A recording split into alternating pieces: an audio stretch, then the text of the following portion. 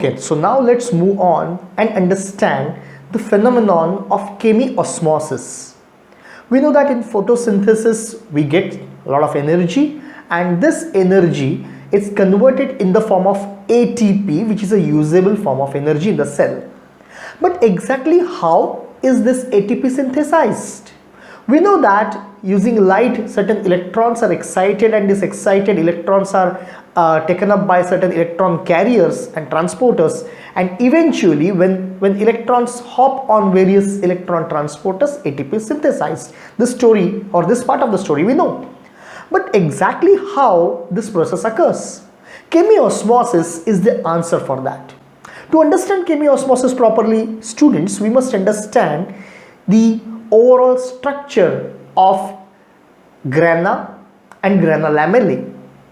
Please understand, grana, also called as thylakoids, have got a lovely membrane enclosing the entire enclosure, that is nothing but lumen. So the lumen of this thylakoid is separated from the stroma by this membrane called as thylakoid membrane.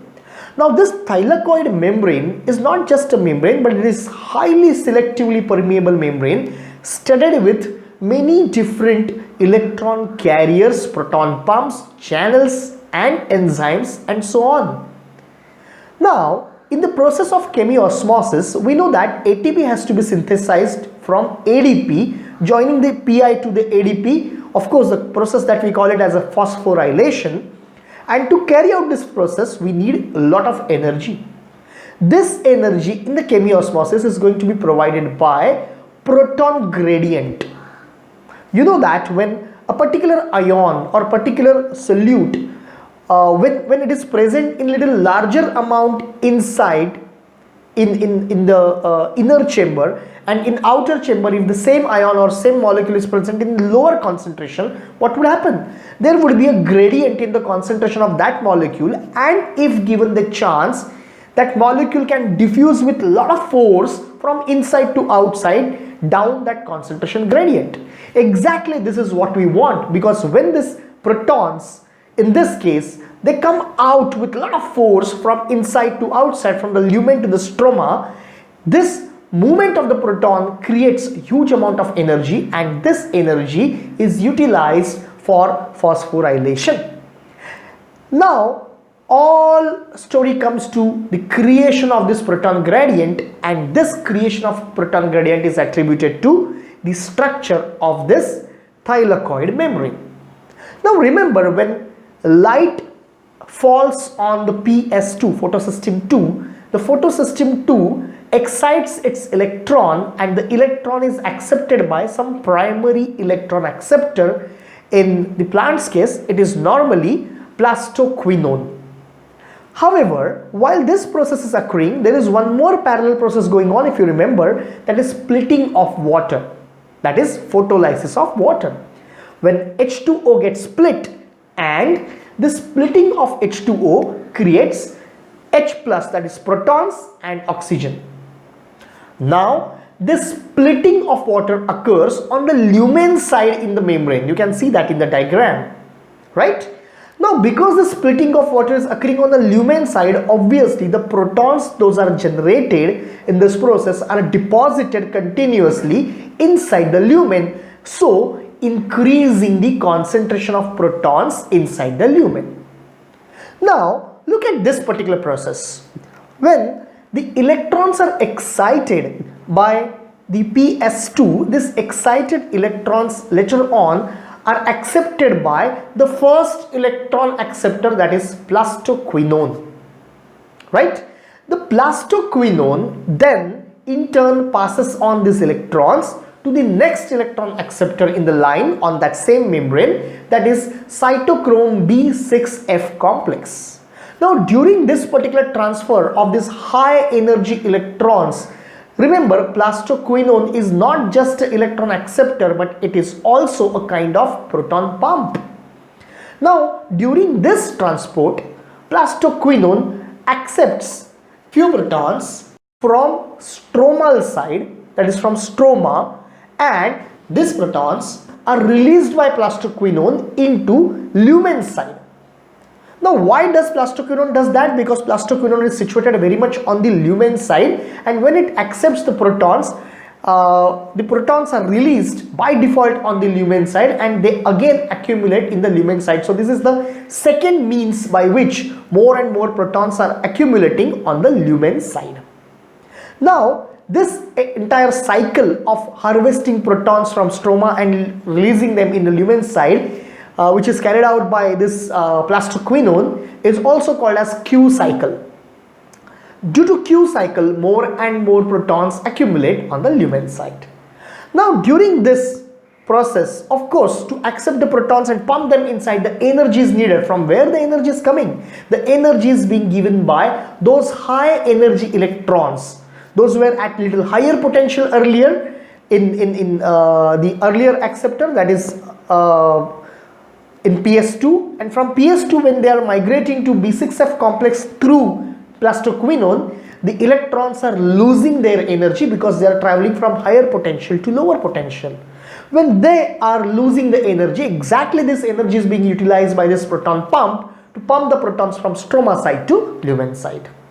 Now once the electrons are with B6F complex, here they are donated to a soluble transporter, that is cytochrome C, which is a mobile transporter in the membrane, and the cytochrome C carries these electrons to the next photosystem, that is photosystem 1.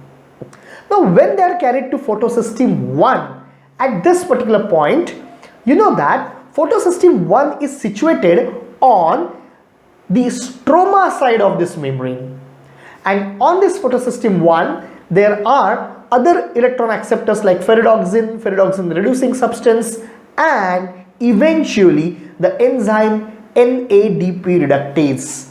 Now the enzyme NADP reductase, which is associated with photosystem 1, is purely on the stroma side. Now at this point what's happening is, once NADP reductase accepts these electrons from photosystem 1, these electrons are further given to NADP, reducing NADP into NADPH. In fact, NADP plus to NADP minus, right, with a negative charge. Now at this point, NADP negative minus, which is reduced, accepts few more protons, rather one more proton, and becomes NADPH. Why does it accept a proton? Because NADP has become negatively charged, proton is positively charged, and so proton and NADP forms ionic bond. In this process, there is one very significant thing happening. What is that? The stroma is losing its proton furthermore. So earlier, when plastoquinone pumped the protons into the lumen, stroma lost the proton and lumen gained the proton. Similarly, in this case, when NADP accepted one proton from stroma, stroma further lost one proton. This process ensures that the proton concentration gradient is continuously created across this particular membrane. So stroma keeps losing the protons and lumen keeps gaining the protons.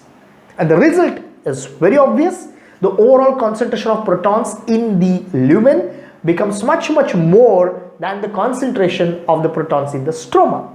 Now, because of this chemical gradient, or simply proton gradient, or the concentration gradient, eventually protons flow out by facilitated diffusion through a channel, and this channel is nothing but ATP synthase enzyme.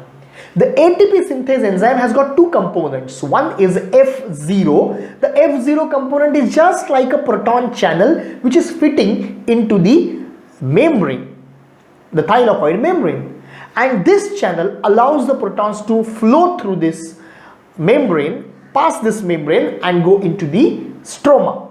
Protons will definitely flow because there is a potential gradient, there is an electrochemical gradient which is in the favor of this flow. Now as the protons come out, using this energy of the protonic flow, the F1 or CF1 part of the ATP synthase enzyme, which is protruding out in the stroma attached to that CF0, this part changes its conformation. changes its shape, and because of that ATP and PI, which are already attached to that particular part of ATP synthase, they come together with a particular force of energy and a new bond is formed between ADP and PI, and so ATP is formed. So ADP and PI, which are already in place at CF1, they just bang on to each other, forming a new bond. This energy for their approach for ADP and PI is provided by the flow of protons. So chemiosmosis is providing the energy for actual phosphorylation, but the chemiosmosis is getting that energy due to proton gradient prepared, and the proton gradient in turn is being prepared by electronic flow. The high energy electron is losing the energy and proton gradient is being prepared. But from where that energy is coming to the electron? The energy is coming to electron, of course, by the light, because light is exciting the electron. So we call this phosphorylation as photophosphorylation, and that is your chemiosmosis. I hope you have understood this. Let's go to the next concept.